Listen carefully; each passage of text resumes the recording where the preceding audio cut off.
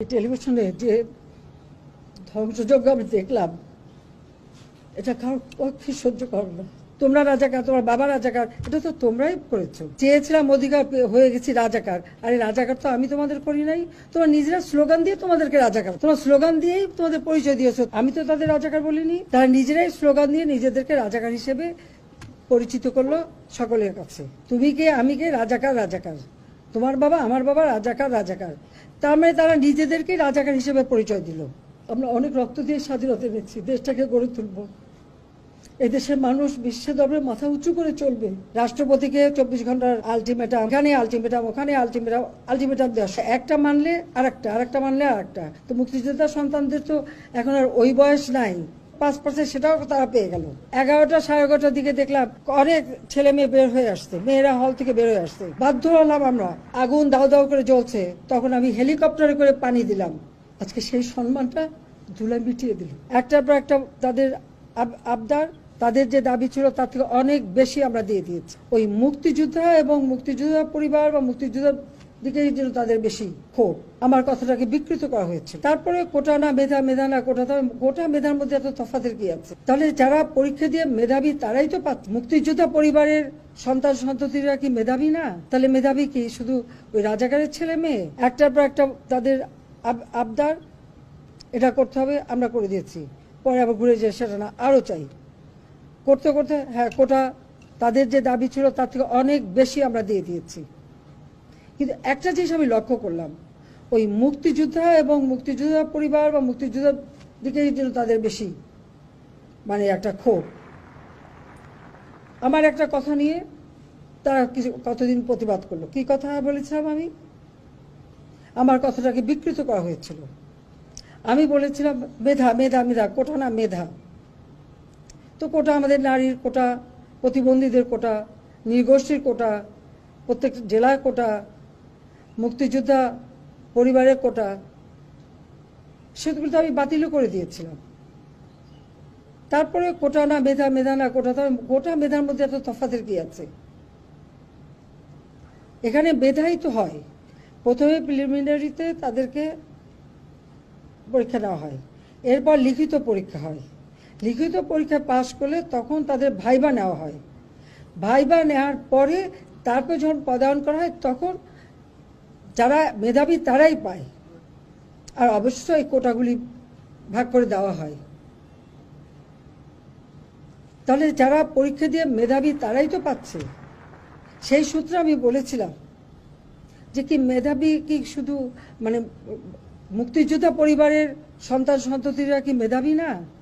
তাহলে মেধাবী কি শুধু ওই রাজাকারের ছেলে মেয়ে? এটা বলার সাথে সাথে তাদের স্লোগান দাও কি, বিকেল 4টায় আমি প্রেস কনফারেন্স করি, কয়েক ঘন্টা চলে যায়, হঠাৎ রাত্রেবেলা বোধহয় 11টা 11:30টার দিকে দেখলাম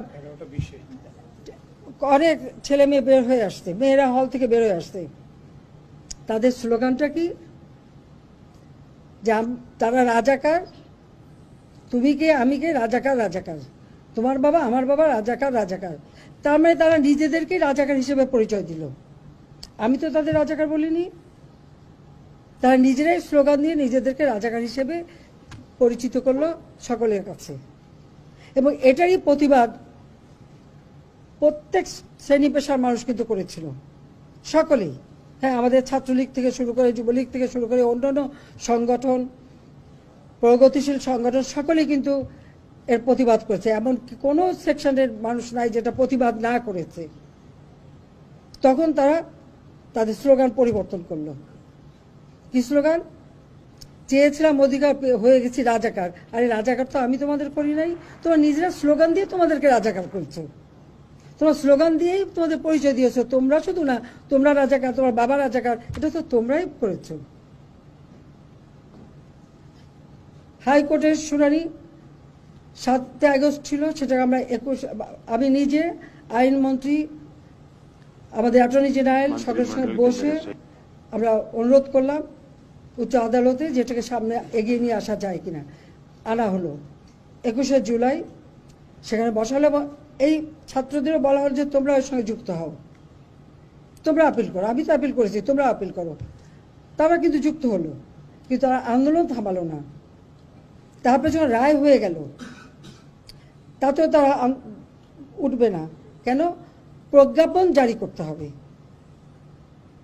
রাষ্ট্রপতিকে 24 ঘন্টার আলটিমেটাম, এখানে আলটিমেটাম, ওখানে আলটিমেটাম দেওয়া শুরু হলো। এটা কোন ধরনের কথা? একটা মানলে আরেকটা মানলে আরেকটা। 1 দফা কোটা সংস্কার, তার থেকে চলে গেল 3 দফা, তারপরে 6 দফা, তারপরে 8 দফা, তারপরে আবার 4 দফা। যখনই যেটা চাচ্ছে যেই দিয়ে দিই তখন আরও একটা দফা।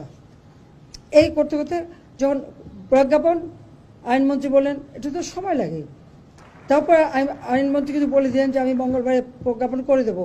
ঠিক সেই মতো প্রজ্ঞাপনও করে দেওয়া হলো। প্রজ্ঞাপন যখন পেয়ে গেল, তারা যা চেয়েছিল তার থেকে বেশি, তাদের 90% ছিল, 93%। আর মুক্তিযোদ্ধা ছেলে মেয়ে সন্তান লেখা হলো। তো মুক্তিযোদ্ধা সন্তানদের তো এখন আর ওই বয়স নাই যে 30 বছরের কেউ না যে তারা এখন চাকরি পাবে। তার মানে ওই যে 5% সেটাও তারা পেয়ে গেল, তাতেও তারা তৃপ্ত না। তখন আবার আসলো সেই 8 দফা থেকে 4 দফা আনতে হবে। এটা কি যে বাধ্য হলাম আমরা, যখন চারিদিকে এভাবে আগুন, এই টেলিভিশনে যখন আগুন লাগলো, এখানে হাজার হাজার লোকের টেলিভিশন আক্রমণ করছে। ফায়ার ব্রিগেড আসলো, ফায়ার ব্রিগেড গাড়ি জ্বালালো, ফায়ার ব্রিগেড ঢুকতে দেবে না, পুলিশ কাউকে ঢুকতে দেবে না, তাদের উপরে হামলা হলো।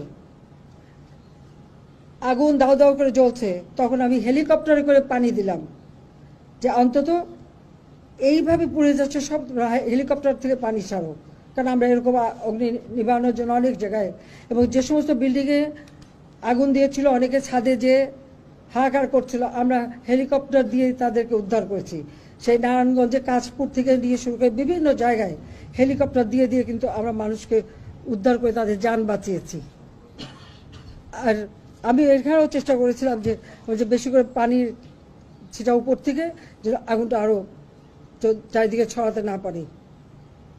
কিন্তু আজকে এসে এই টেলিভিশনে যে ধ্বংসযজ্ঞ আমি দেখলাম, এটা কারোর পক্ষে সহ্য করে না।